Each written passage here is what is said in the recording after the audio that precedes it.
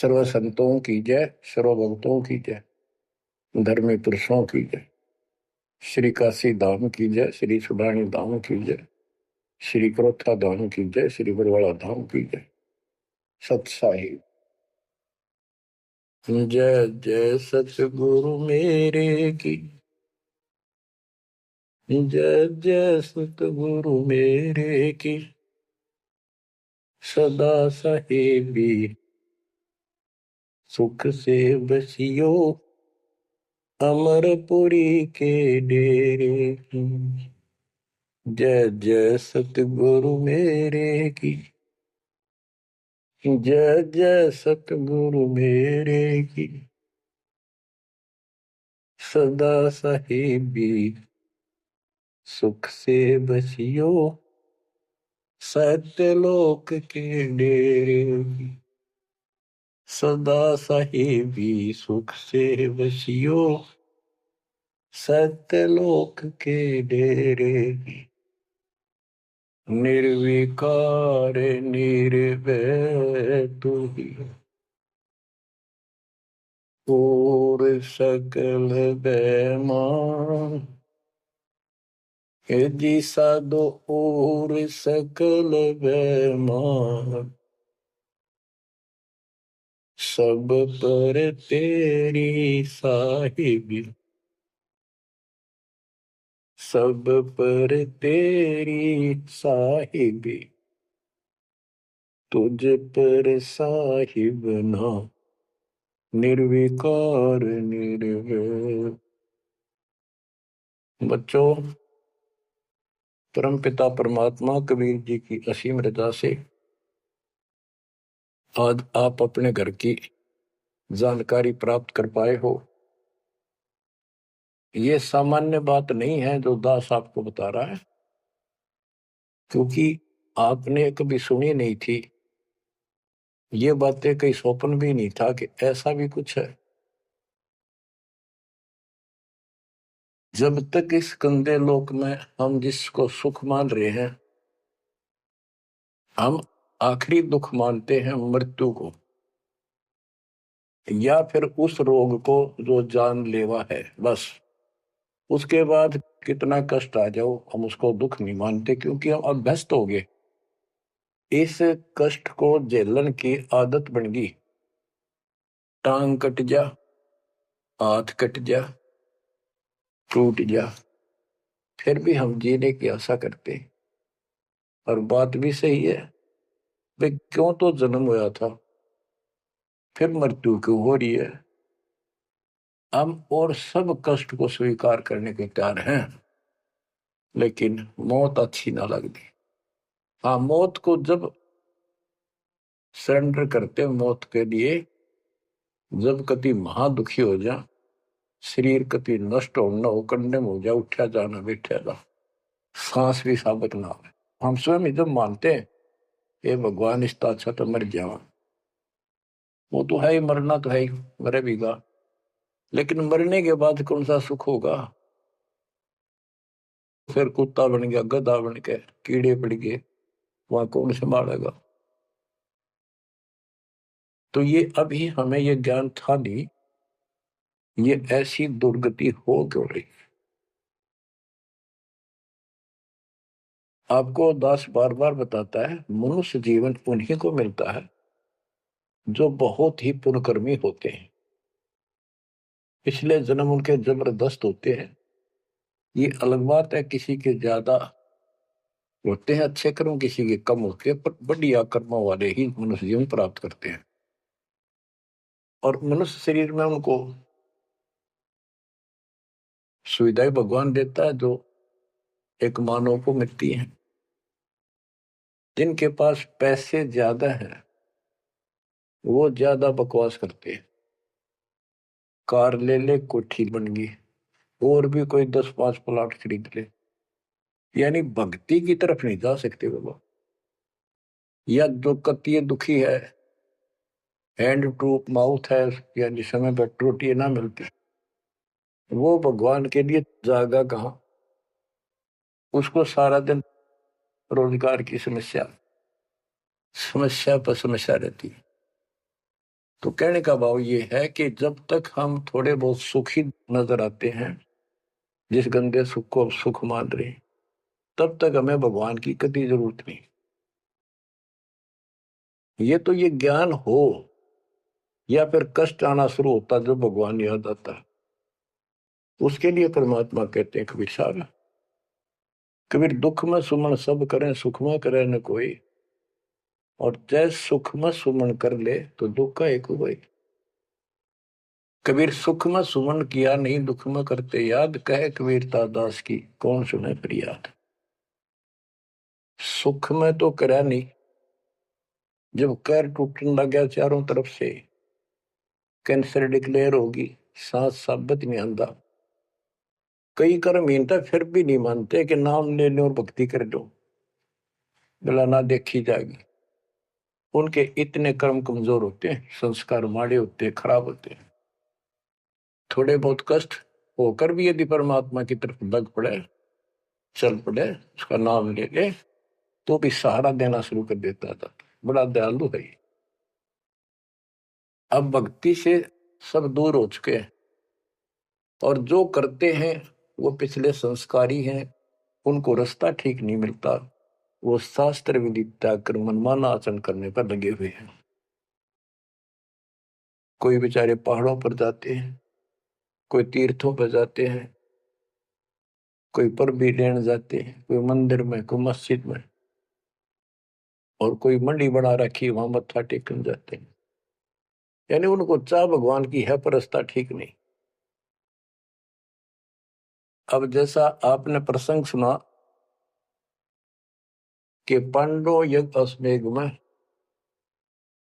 एक का पाया साध, गरीब गोरख से ज्ञानी गणे सुखदेव जति जहान, सीता सी बहु भारिया, बहुत पत्नियां मिल जाएंगी सीता जैसी, अपने धर्म कर्म पे साफ सुथरी रहने वाली।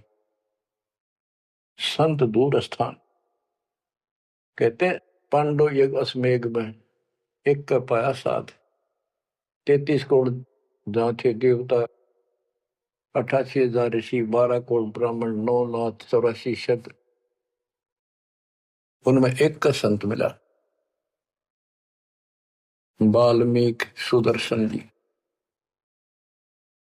उसका कारण क्या था? उनकी साधना शास्त्र वेद है, गीता विरुद्ध है।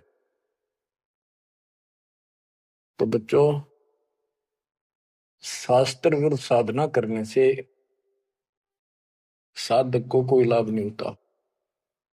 गीता अध्याय 16 श्लोक 23 में स्पष्ट किया है कि जो शास्त्र विधि को त्याग कर अपनी इच्छा से मनमाना आचरण करते हैं, लोक वेद के आधार से साधना करते हैं, उनको न तो सुख होगा और न उनकी गति होगी यानी मोक्ष, और न ही उनका कोई कार्य सिद्ध होगा, सिद्धि प्राप्त होगी। इन तीन वस्तुओं के लिए, तीन पदार्थ के लिए हम भक्ति करते। घर में सुख हो, शरीर में सुख हो, कार्य सिद्ध हो, ऐसी भक्ति करें कि जिसे सिद्धि प्राप्त हो, जिसके सहारे हम ऊपर जावें। जैसे सुखदेव के पास एक आकाश में उड़ जाने की सिद्धि थी, और हमारे परमात्मा कहते हैं जो हम भक्ति दे रहे इसमें 24 सिद्धि आ जाएंगी। इन 24 की 24 को भी कहीं यूज नहीं करना, उसका प्रयोग नहीं करना। ये उनमें एक सिद्धि आकाश से उड़ जाने की भी होगी। एक सिद्धि आकाश से उड़ जाई, एक सिद्धि जल पैर न लाई, एक सिद्धि कुछ खावे न पीवे, एक सिद्धि जो बहुत जीवे। ये कई कई दिन नहीं खाते पीते तो वो एक सिद्धि होती है। गरीबदास जी कहते 24 को ना मन चावे तो हंसा सतलोक सदावे। तो कहने का भाव ये है कि ये सब शास्त्र विरुद्ध साधना करने वाले हैं, और अमीन जबरदस्त महात्मा मानना थे। ये ऊपर का दिखावा ऐसा गजब का करते हैं, सामान्य व्यक्ति को क्या पता, आपको भी पता नहीं था इस ज्ञान के सुनने से पहले।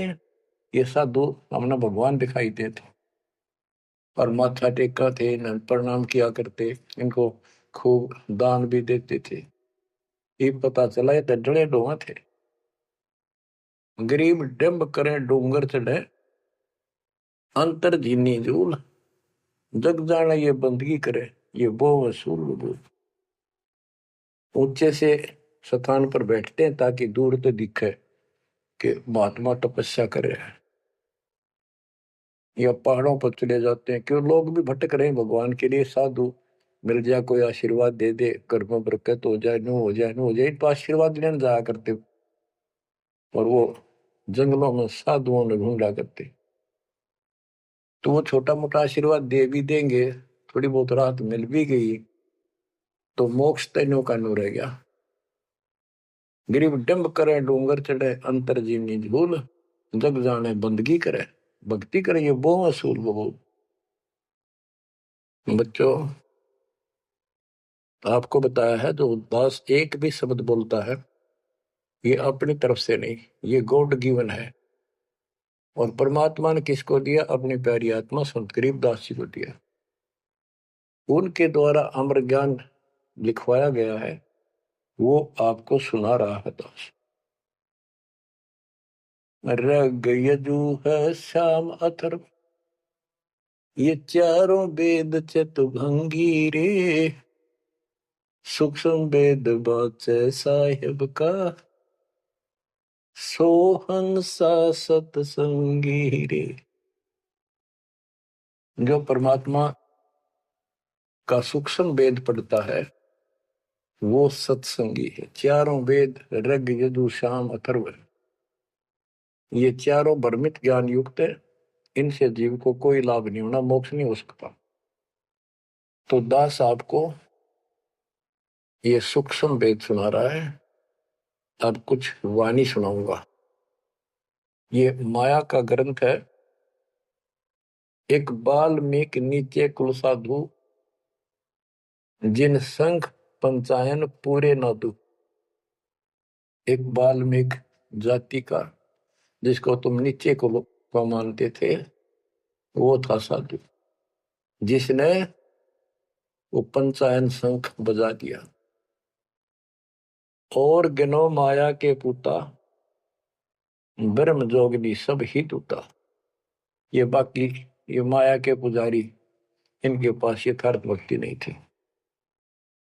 चंद सूर के तिक साई, जिनके आगे ये बड़े गदाई। नूरी दीपक धरे चिरागा, काल करंजन को उठ लगे। नूरी अंग विनस है भाई, माटी के किस गिनती माई। कि ये ब्रह्मा विष्णु महेश्वर का नूरी शरीर है, हल्का सा नूर का। इन देवताओं का नूरी शरीर है, ये नकली नूर है, असली नूरी शरीर सतलोक में है। काल ने दुर्गा के माध्यम से यहाँ उस सतलोक वाली सारी डुप्लीकेट वस्तु बनवा रखी है। कति नो किनो मिलते जुलते स्त्री पुरुष ऐसे ही है, लेकिन वहां ओरिजिनल शरीर है, बिल्कुल अविनाशी शरीर है। यहाँ कहते ब्रह्मा विष्णु महेश के नूरी शरीर है। ये नूरी अंग विनसय है भाई, माटी के किस गिनती भाई।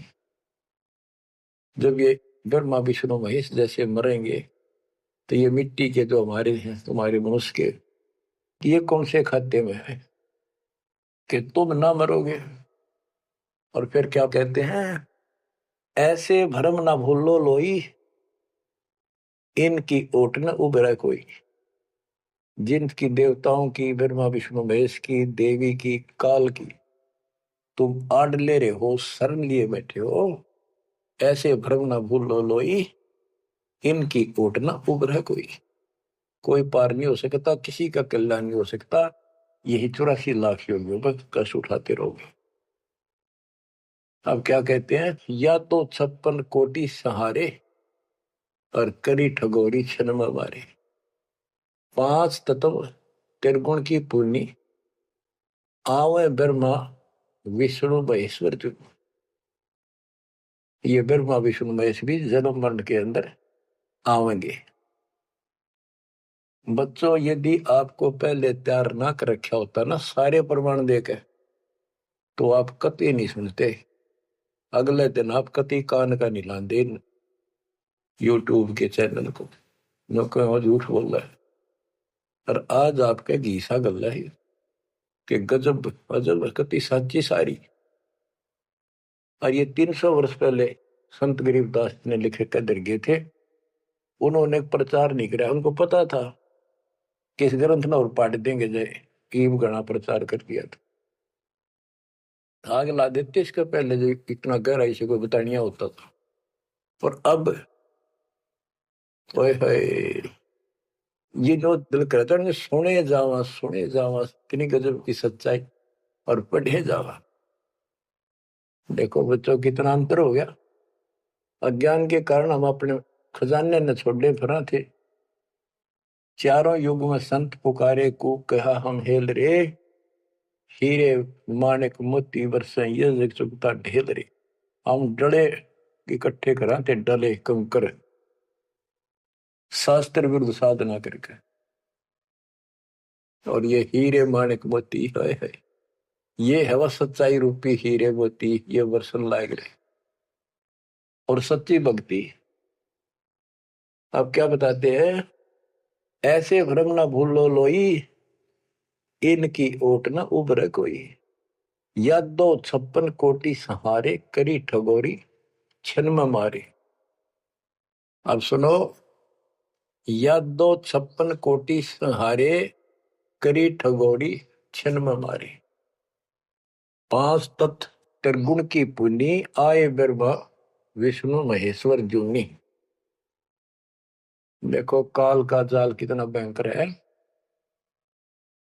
गरीब दुर्वासा को पेता समझन आई नीचे। 56 करोड़िया दो कटे मची रुद्र की कीचे।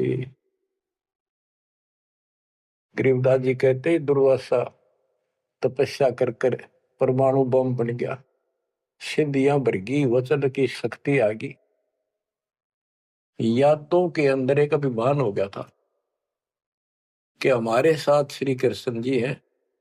इसने चाणूर मार दिया, कंस मार दिया, जरासिंह मार दिया, कल्यवन मार दिया और केसी मार दिया। तो इस प्रकार ये नो सोच बैठे थे कृष्ण तो ऊपर कोई नहीं और थारा कोई कुछ नहीं बिगाड़ सकता। जब उनको ये पता चला यादों को, दुर्वासा जी श्री कृष्ण जी के आध्यात्मिक गुरु भी थे और वो द्वारका की बनी में बैठ के जाके, बनी होती है गांव के चारों तरफ, शहर के चारों तरफ पर जंगल होता था, अच्छे सुंदर वृक्ष होते थे, बहुत बड़े बड़े पीपल वृक्ष नीम सब गांव के चारों तरफ। इतने पहले समझदार व्यक्ति होते थे और चारों तरफ गांव के नीम पीपल और बड़ तीन तो हमने देखे खूब चारों तरफ होते थे। उनसे ऑक्सीजन गांव में जाती थी, किधर की हवा चलो सारी ऑक्सीजन जाती थी। तो उसका एरिया कम से कम आधा किलोमीटर का होता और पूरे गांव के चारों तरफ होती थी। उसको बनी बोलते थे। उसमें छोटे मोटे बोझले भी होते थे जिनकी 8 फ्रेश हो जाया करते थे लोग, साथ में तालाब होते थे। तो क्या बताते हैं कि बनी में बैठ गया दुर्वासा जी आके और द्वारका के अंदर ये बात फैल गई कि दुर्वासा जी बड़े पहुंचे हुए संत ऋषि हैं, भूत भविष्य वर्तमान की तीनों काल की जानते हैं। तो जवान जवान बच्चे थे जिसमें श्री कृष्ण का पुत्र प्रद्युम्न भी था। उनके मन में यह आई भाई दुर्वासा की परीक्षा लेते हैं, देखते हैं कैसा भूत भविष्य की जानता है। उन्होंने स्कीम बनाई, एक लड़के का पेट पे लोहे की कढ़ाई बांध दी छोटी सी और गुजरियां वाले लड़कियां वाले कपड़े पड़ा दिए, मुंह पर घूंघट डाल लिया करते पहले, पूरा स्वांग कर दिया लड़की का, ले गए गर्भवती लड़की का। 5-7 और थे बच्चे, बच्चे तो क्या थे, अच्छे शादी हो रही थी उसकी प्रद्युम्न की भी। तो वहां बच्चे भी हो रहा था उसका अनिरुद्ध जैसे। दुर्वासा जी से जाकर उन्होंने कहा है महाराज आप तीनों काल की जानते हो, त्रिकालदर्शी हो, ये व्यक्ति है, ये इसकी पत्नी है, इनके 10-12 वर्ष में भगवान ने दया करी है, इसका आश्रय है ये उतावले हो रहे हैं, ये पूछ लो भाई बेटा होगा कि बेटी। दुर्वासा ने देखा दिव्य दृष्टि था, गुस्सा में होगा, लाला कर ली, अब ये तो मजाक कर दिया। तो गुस्से में आगे कहने लगा यह दो कुल का नाश होगा इससे, जो गर्भ है इससे। इस बात से जब गुस्सा हुआ तो भाग गए बच्चे, सारी नगरी में बात फैल गई कि बच्चों ने मजाक कर दिया और दुर्वासा ने श्राप दे दिया या दो कुल का नाश होने का। तो उनको पता था नगरी वालों को श्री कृष्ण जी हमारे सिर पर कौन क्या बिगाड़ सकता है, फिर भी दुर्वासा का डर भी घना था। इसलिए श्री कृष्ण जी के पास गए और सारी बात बताई कि भगवान बच्चा ने मजाक कर दिया, गलती तो है इनकी, और दुर्वासा जी ने श्राप दे दिया, समाधान बताओ। कृष्ण जी बोले भाई दुर्वासा से माफी मांगो जाकर, इन बच्चा ने भी ले जाओ, उनके चरणों में डालो। ऐसा ही किया गया। दुर्वासा बोला मेरा वचन मुख से निकल गया, वापस नहीं होता, ये नहीं ले सकता मैं, जाओ। वो आगे, अब सुनते रहियो इस एक कथा से कितनी बात निकलेंगी, जहां हमारा भूल ला रखी थी इन्होंने।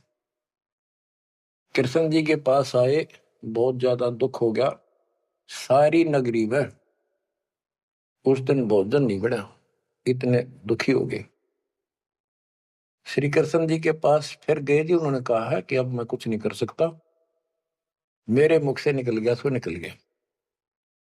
श्री कृष्ण जी बोले कैसा करो, ये जो कपड़े बांध रखे थे ना गाबा ऊपर, कढ़ाई के ऊपर रुई राई थी और फिर नीचे कढ़ाई थी, कढ़ाई न तो घिसा के कति चूरा कर दो उसको, इन कपड़ों को फूक के और वहां डालो प्रभास क्षेत्र में दूर यमुना के किनारे। तो उन्होंने सब ने जाकर वो कपड़े, उस लड़की का रूप बना था वो फूक फाक दिए, दरिया में बहा दिए, और वो कढ़ाई के सान ला के नंबर ला दिए उनके। सारा दिन लगे रहे, पत्थर पे घिसाएंगे वो पूरा, वहीं पडारा किनारे बजाता रहा। एक कड़ा किसी को दे दिया, भैया तेरी ड्यूटी कई दिन में घिसा, कड़े जो पकड़न के होते हैं ना कढ़ाई के वो, और तो घिसा दिया। वो एक कड़ा उस आलसी पर घिसा को नहीं, थोड़ा बहुत घिसा, वो बहुत सारा रह गया, उसने लोगों ने फेंक दिया। तो सबको ये हो गया कि बस समाधान बता दिया श्री कृष्ण जी ने, अब कुछ होने का नहीं, सब निश्चिंत हो गया। कुछ वर्षों के बाद आपस में जरा जरा सी बातों पर, आपस में यादों का, आपस में लड़ाई होने लगी। कोई जरा सी कहते लट्ठम लट्ठा मार दे एक दूसरे ने, हाहाकार मच गया नगरी में, अकाल मौत होने लगी, पशुधन नष्ट होने लगे। तो नगरी के व्यक्ति फिर गए श्री कृष्ण जी के पास कि हे भगवान, ऐसा कौन सा पाप उगड़ गया इस नगरी का, किसी ने किसी की बातें नहीं सुहाती, जरा सा बोलते हैं लट्ठम लट्ठा हो जाए, मार डाले, अकाल मृत्यु होने लग रही है। कुछ दया करो, रक्षा करो, कारण बताओ, कुछ समाधान बताओ, हमको धर्म पुण्य कहो वो कर देंगे। श्री कृष्ण जी बोला भाई जो दुर्वासा ने श्राप दिया है ना, अब वो फल गया, उसके कारण ये सब कष्ट आ रहे। तो नगरी के लोग बोले जी कोई समाधान बताओ, आप तो मालिक हो, सारी सृष्टि के रचने वाले हो, आप तो सब कुछ कर सकते हो। कृष्ण जी बोले ऐसा करो, सारे नर यादव, छोटे छोटे बच्चे, नवजात लड़का भी हो ना, नर ओनली मेल, सबको ले जाओ प्रभास क्षेत्र में यमुना में स्नान करो, स्नान करने से तुम्हारा ये दुर्वासा वाला श्राप खत्म हो जाएगा। तो सब ने वह बात माननी थी क्योंकि गुरु थे वो और भगवान मान रखे थे। सब नवजात शिशु उस दिन भी जन्म हुआ था उस लड़के को भी ले गए और वहां जाके स्नान करने लग गए। नगरी में कवा सुनी सबकी हो रही थी आंख बड़ा थी एक दूसरे की। और जो कढ़ाई का चूर्ण, लोहे का चूर्ण बना के डाला था, उसके एक घास उग गया तीखे पत्तियों वाला, जैसे डाब होती है कुछ, कुसकुसा जैसा, लंबा लंबा पठेरा सा सर जैसे, और इतने तीखे जैसे हम कई बार खेतों में ईख होता ना, ईख के पत्ते बहुत तीखे होते हैं, जरा सी सावधानी ना बरते तो हाथ में काट देते, वो उंगली में पूरा निशान बना देते थे। और वो तो फिर दुर्वासा के श्राप के थे। वहां पर उस सरकंडन पाड़े सर ने, और एक दूसरे को मारो, वो तलवार का काम करे, गर्दन कटकर नारी पड़ जाए। वो 56 करोड़ यादव आपस में कटके मर गए, थोड़े बहुत बचे। फिर कृष्ण जी को पता चला जी सारे कटके मर गए, आप तो को तो शराब खत्म हो जाएगा, ये सारा कुल नष्ट हो गया। वहां तो विष्णु पुराण में लिखा है, श्री कृष्ण जी गए और उन मूसल पाड़ के हुए, उसने भी रहे खे यादव खुद मार दिए, काट दिए सबको, अकेला बच गया। और फिर जाके एक पेड़ के नीचे बैठ गया। अब वो श्री कृष्ण ने नहीं मारे, उसमें काल बढ़ के मारे। जिसकी पूजा करें, जिसका पुत्र था, उससे का नाश कर दिया। फिर क्या बताते हैं, जो बाली मारा था श्री रामचंद्र जी ने एक वृक्ष की ओट लेकर, बाली को मार के सुग्रीव को राज दिया। सुग्रीव ने फिर रामचंद्र जी की हेल्प करी लंका पर युद्ध करने के लिए। वो बाली उसने मारा था धोखा करके, आमने सामने श्री रामचंद्र जी लड़ नहीं सका, उसमें इतनी ताकत थी, 50% पावर खींच लेता था बाली। इसलिए वृक्ष की ओट लेकर सुग्रीव ने बता दिया उसके भाई ने, वृक्ष की ओट लेकर मार सकते हो, वैसे नहीं सामने नाड़ा। वृक्ष की ओट लेकर थोड़ा सा मुंह काटा, तीर ठोक दे। जब 7-8 तीर मारे, जब वो मरा था। फिर बाली ने कहा था जी आपने बहुत बड़ी गलती कर दी, आपका मेरा के रोला था, हमारा भाई भाइयों का झगड़ा था, और फिर लड़ना था, सूरवीर थे, आमने सामने आते, आपको पाप लगा, आपने ये बदला देना होगा। तो रामचंद्र जी ने बताते हैं, कहा कि मैं तेरा बदला दूंगा। श्री कृष्ण रूप में श्री राम जन्मे, और वो ये बाली एक बालिया नाम का शिकारी बना। अब क्या था, वो जो एक कड़ा बच्चा था, पूरा घिसा नहीं, वो एक मछली ने खा लिया, कोई खाद्य पदार्थ समझ गया, वस्तु समझ गया, और वह मछली पकड़ ली उसने, उस शिकारी ने, बालिए ने। उसने जब वह काटी मछली तो उसमें तो चमकीली धातु निकली। वो ले गया सुनार के पास, उसने सोची कोई चांदी दिखा है। सुनार बोला है लोहा बहुत गजब का है, चांदी नहीं है। लोहार के पास ले गया, लोहार से कहा कि इसका यू तीर बना दे मेरा, जहर में बुझा के, तो इसको विशेष रखूंगा, अलग से कोई भयंकर जानवर आ गया, शेर शार, तो उसको मार दूंगा अपने जीवन रक्षा के लिए। तो उसने वो तीर बनवा लिया उस कड़े का, जहर में बुझवा कर, पॉइजन में, पॉइजन युक्त करवा लिया। वो बालिया नाम का शिकारी सारे दिन से भटक रहा था, उसको शिकार नहीं मिला। और श्री कृष्ण जी वृक्ष के नीचे लेटे हुए थे, और उसने अपने एक घुटने पर दूसरा पैर रखा था, तलवार सामने दिखाई देता, उसमें पद्म था, और पद्म चमक रहा था खूब, उसकी रोशनी होती है पद्म की, जैसे 100 वाट का बल्ब हो। अब शिकारी ने देखा उस झुरमुट टहनी नीचे तक टिकी हुई थी वृक्ष की, अच्छी खासी वह बढ़िया सी छाया थी, आराम से वो लेटा हुआ था गर्मी से बचाव के लिए। तो उसने दूर से देखा कि ये मृग बैठा है, हिरण की आंख चमका है, इधर से जाऊंगा तो ये भाग जाएगा, सारा दिन का कोई शिकार मिला नहीं है, खाली जाऊंगा तो फिर खाऊंगा क्या। उसने वहीं से वो विषाक्त तीर मार दिया, पॉइजन युक्त, जहर से बुझा हुआ तीर चला दिया, तो पैर में लग गया आके सीधा उस निशाने पे, पद्म के पास। कृष्ण जी पीड़ा के कारण कर रहा है, मर गया रे, मार दिया रे, किसने मार दिया। तो वो शिकारी घबरा गए तो आदमी मर गया। जल्दी जल्दी चलकर देखा तो ये तो कृष्ण जी है, द्वारकाधीश, सिर पर मुकुट है। तो उसने हाथ जोड़ कर माफी मांगी, हे राजन, मेरे से धोखा हो गया, और मैंने सोचा कि आपके पैर में कोई चमकीला वस्तु लगी है, पदार्थ। मैंने सोचा ये मर्ग की आंख से, और यूं तो जहर से बुझा हुआ तीर था। मालिक, बच्चों को भी माफ कर दो।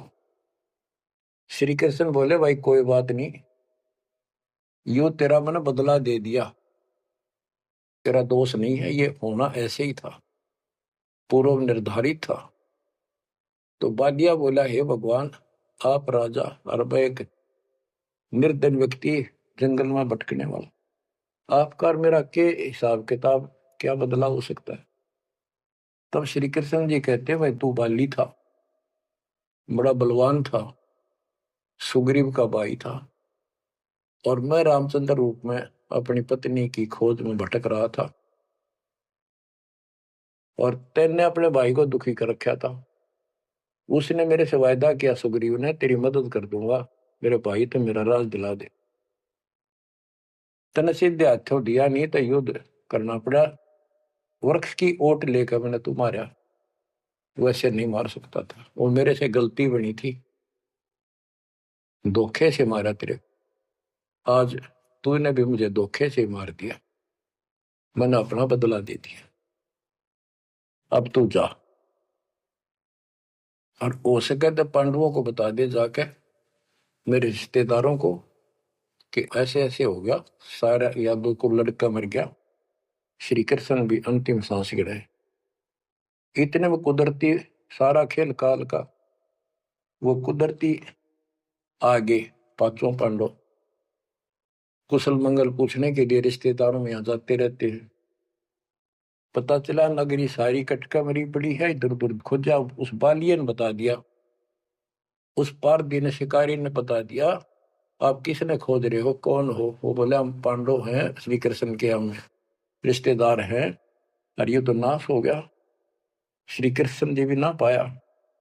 उसने बता दिया, ऐसे उस वृक्ष के नीचे पड़ा है, वो अपनी ना बताई गलती के, देखो कितने नौका कहो तो खिस गया, वो वहां आ गए। तो श्री कृष्ण जी से उन्होंने पूछा, जी क्या कारण हो गया। तक वही ऐसे ऐसे बच्चा ने मजाक कर दिया था, दुर्वासा ने श्राप दे दिया, या तो होनहार थी और होनी थी। अब सुन ले, तुम मेरे खास रिश्तेदार और भगत हो भगवान के, मेरा आपसे बड़ा अच्छा लगाव रहा है, ये मेरी अंत समय की बात सुन लो। तुम इस राज को अपने बच्चे को दे दो, परीक्षित को, और तुम हिमालय में जाकर तप करके शरीर में समाप्त कर दो। तुम्हारे ऊपर महाभारत में किए हुए वो पाप कर्म लगे हुए हैं, तप करने से वो कम हो जाएंगे। अब अर्जुन पे उस समय रुका नहीं गया, क्योंकि गीता बोलते समय उसने कहा था कि तुम्हें कोई पाप नहीं लगेंगे, ये तो मैंने मार रखे, तेरे दोनों हाथों में लाडू अर्जुन, युद्ध में मर गया स्वर्ग जाएगा, जीत गया तो राज करोगे। उस समय अर्जुन बोला, भगवान आप पश्चात ऐसी परिस्थिति में हो, अब ये बात मैंने बोलनी नहीं चाहिए, लेकिन ये परिस्थिति पहले भी आई थी, जब आपने मेरे भाई युधिष्ठिर को दुखी होते को देख के, हमने जो बताया था कि इसको बड़े भयंकर शोपन आ रहे हैं, कष्ट है, सारी रात जागता रहता है, खाता नहीं पीता नहीं, बड़ा कष्ट में है, तो आपने बताया था कि तुम्हारे ऊपर वो पाप है जो तुमने महाभारत में बंधुघात किया था, उसके कारण ये कष्ट आया है। उसका समाधान आपने बताया, अश्वमेघ यज्ञ, वो भी हमने कर दिया अरबों रुपये लाकर। आज आप वो पाप फिर बता रहे हो। हे भगवान, जब क्या कह रहे थे, जब गीता सुनाओ थे, मैं मना करूं था युद्ध नहीं करूं, मतलब मांग कर खा लेंगे, लेकिन आपने मेरे को टिकट नहीं दिया, ऐसा भयंकर रूप दिखाया, मैं डर गया। मैंने सोच लिया था जो युद्ध ना करूंगा तो यूं मारेगा। एक बार और दिखा दिया ऐसा भयंकर शरीर, मेरा तो वैसे हार्ट अटैक हो जाएगा। इस कारण से मैंने युद्ध करना स्वीकार कर लिया। ये भगवान, आपको हो हिमालय चले जाओ, राज छोड़ जाओ, ये कोई सा भी लाडू हाथ में कोई नहीं, ना युद्ध में मरे और ना राज रहा। ऐसा धोखा आपने कराया क्यों? आप तो हमारे खास थे, रिश्तेदार थे, सारा कुछ हो।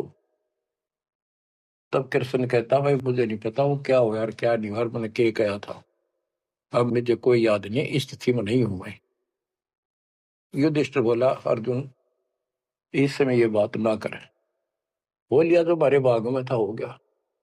श्री कृष्ण बोला, या कोई नर या दो नहीं बचा है, लेडीज हैं केवल, इनको ले जाओ, इनकी रक्षा करो, अपने साथ ले जाओ वहां पर, या इनको जंगली लोग दुखी करेंगे, इनकी इज्जत लूटेंगे, ले जाना। और मेरे शरीर को फूक के बॉक्स में डाल दियो, बॉक्स में, लकड़ी के में। तो उन्होंने ऐसा किया, फूक के बॉक्स में डाल दिया, उसको दरिया में बहा दियो। तो बच्चों ऐसा ही किया गया। अब चारों पांडव तो आएंगे और अर्जुन की ड्यूटी लाए, तुम सब लड़कियों को लेकर, औरतों को, और आ जाना। तो लेकर अपने घोड़े खच्चर उन्हें बैठा बठू कर चाल पड़े। रास्ते में बिल्ला ने, जंगली लोगों ने उनको घेर लिया, अर्जुन के साथ युद्ध करे। अर्जुन पीटा, अर्जुन पर वो धनुष उठा भी कोई नहीं, जिस तरह महाभारत के युद्ध में लाखों आदमी मार दिए थे, उठा नहीं, उससे जो खड़ा खड़ा पिटे। वो क्या करा उन दुष्ट लोगों ने, दुष्ट औरतों को ले गए, धन लूट ले गए, और थोड़ी बहुत बची उनको लेकर अर्जुन अपने घर आ गया, वहां इंद्रप्रस्थ आ गया। फिर वो कोस रहा है श्री कृष्ण को, कितने सारे धोखा करे हमारे साथ, नाश करवाना था, युद्ध करवाया, जब तक मेरे में ताकत देती एक मारू था 10 मरे थे, और आज मेरा हाथ भी ना उठा, धनुष तो दूर की बात है। गीता में ये काल कहता है कि मैं बलवानों का बलवान, बुद्धिमानों की बुद्धिमय ही हूं। वह तो शक्ति देती नाश कराने, वह छीन ली वापस। ऐसे धोखेबाज भगवान की भक्ति करके हमने असंख्यों जन्म नष्ट कर दिए बच्चों। अब बताओ, अब सुनो इस कथा का निष्कर्ष। ना तो पांडवों को स्वर्ग मिला, नरक में पड़े, ना वो राज रहा, और जैसे किसी ने श्राप दे दिया कि 3 ताप के अंतर्गत कष्ट होता है, वो 3 ताप का कष्ट भी श्री कृष्ण जी से समाधान नहीं हुआ। पहले कह दिया कि इसको घिसा के सारे कढ़ाई को, कपड़ों को फूक कर उस चूरे को जमुना में डाल दो, तुम्हें ये दुख नहीं होगा, दुर्वासा का श्राप कष्ट नहीं देगा। वो सारा कर दिया। फिर बोले कि उसमें स्नान कर लो, जमुना में नहाने से सारा श्राप कट जाएगा। वो बेचारे नहा भी लिए, वो श्राप तो कटा कोई ना, वो कट कर मर गए। तो ये नकली जितने संत हैं नो धोखा दे रहे तुम्हारे साथ। वह ऐसा चढ़ा दो, वहां स्नान कराओ, पर भी में नहा लो, कुंभ का मेला बड़ा, पर भी में नहा लो, मुक्ति हो जाएगी है, उस तालाब में नहा लो, तीर्थ में, वहां मुक्त हो जाएगा। ये नो विरान मट्टी करे, कुछ होना जाना नहीं। तुम कौन राम का जपते जापम, ताते कटे ना तीनों तापम। अब क्या बताते हैं, ऐसे भरम न भूलो लोई, इनकी ओट न उभरे कोई, या 256 कोटि सहारे, करी ठगोरी छन मोरे।